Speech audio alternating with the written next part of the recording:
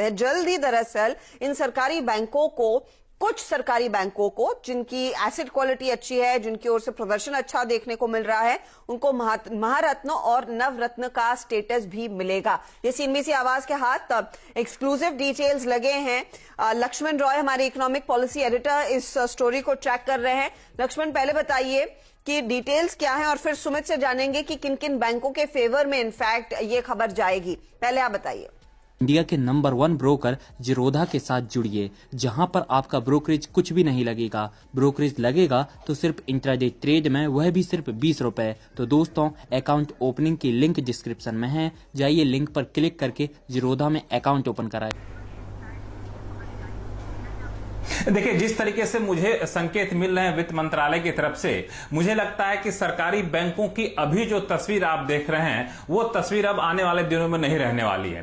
पहली बात तो है कि जितने सरकारी बैंक हैं, पहले हमने कहा था कि इन सरकारी बैंकों में से कईयों को प्राइवेटाइज सरकार कर देगी। मुश्किल से 5 से 6 सरकारी बैंक अपने पास रखेगी। वो 5 से 6 कौन होंगे? तो प्राथमिकता उन बैंकों को होगा, स्टेट बैंक ऑफ इंडिया होगा, या फिर मर्जर के बाद जो बैंक बचे हुए हैं, मर्जर से जो बैंक निकले हैं उनको।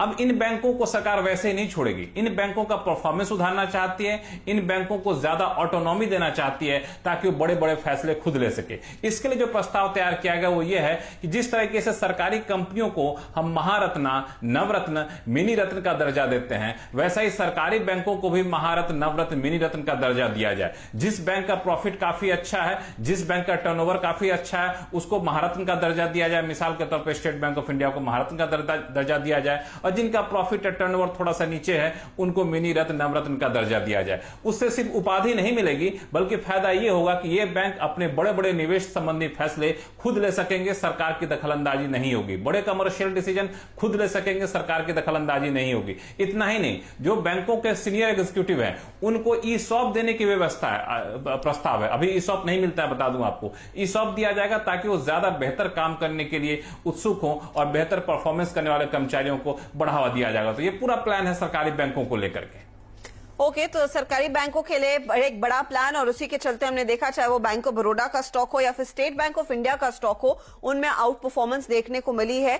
कई ऐसे और स्टॉक्स है जो इस खबर के चलते भागेंगे, जो महारत्न, नवरत्न बन सकते हैं। लेकिन किन बैंकों को सबसे ज्यादा फायदा मिलेगा महारत्न या फिर नवरत्न का स्टेटस हासिल करने से, और किन की लाइक्लीहुड है कि ये बने महारत्न और नवरत्न? सुमित ने इनफैक्ट कुछ नंबर क्रंचिंग की है, नंबर्स के आधार पर बताइए।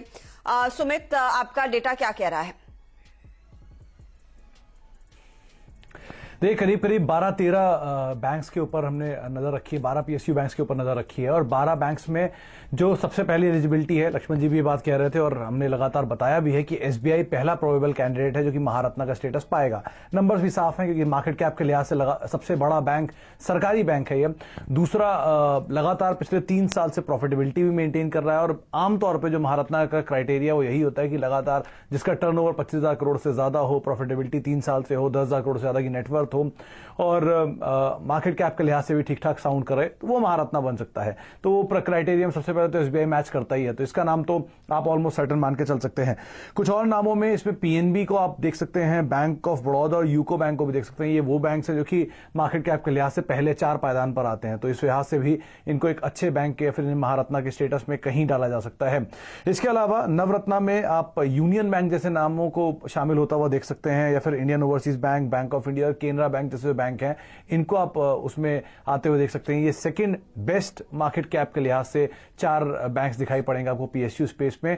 और थर्ड साइड पर जो आते हैं मिनी रत्ना के तौर पे, उसमें आप central bank, Indian bank, bank of Maharashtra और जम्मू कश्मीर बैंक को आता हुआ देख सकते हैं। लेकिन इसमें सबसे इंपॉर्टेंट नाम हो सकता है इंडियन बैंक का, क्योंकि ये भी एक ऐसा बैंक है जो पिछले 3 साल से लगातार मुनाफे के अंदर कामकाज कर रहा है। बाकी बैंक्स में क्योंकि विलय भी हुआ है और एडजस्टमेंट्स भी हुए हैं, तो उसके हिसाब से नंबर थोड़े से चेंज होते हुए दिखाई पड़े हैं। लेकिन ये दोनों बैंक तो क्लियर कट 3 साल से प्रॉफिट में भी हैं और एक स्ट्रांगली अपनी मार्केट कैप को सस्टेन कर रहे हैं, और over a period of time return भी दिया। तो इन 2 बैंक्स के ऊपर आप नजर रखें।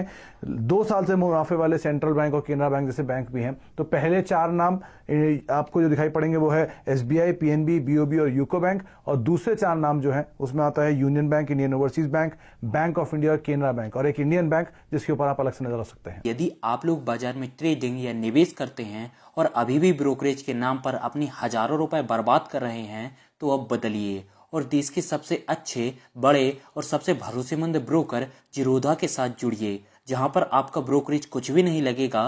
ब्रोकरेज लगेगा तो सिर्फ इंट्राडे ट्रेड में, वह भी सिर्फ 20 रुपए। और दोस्तों, साथ ही आपको बता दूं कि यहाँ पर अकाउंट ओपन कराने के लिए आपको अपना POA यानी कि पावर ऑफ अटॉर्नी देने की कोई आवश्यकता नहीं है, जिसका उपयोग करके हाल ही में देश के एक बड़े ब्रोकर ने 2000 करोड़ का घोटाला किया। तो दोस्तों, अकाउंट ओपनिंग की लिंक डिस्क्रिप्शन में है, जाइए और लिंक पर क्लिक करके जिरोधा में अपना अकाउंट ओपन कराइए।